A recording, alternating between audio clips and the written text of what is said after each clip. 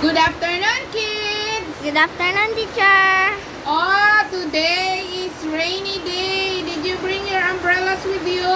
Yes. Oh, very good. So, let's review our lesson yesterday. Are you ready? Yes. Did you remember our lesson? Yes. Okay, let's practice. So, we use the clap sound. So, if I'm going to clap once, what's the vocabulary word?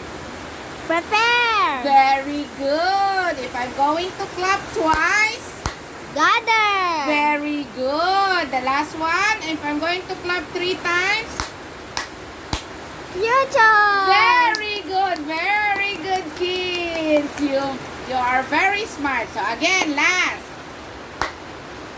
Prepare. Gather. Future. Yay! Very good. So I will not keep you longer because the rain is very heavy. So you should wear your raincoats and your umbrella. Goodbye, children. Goodbye, teacher. Bye-bye. God bless.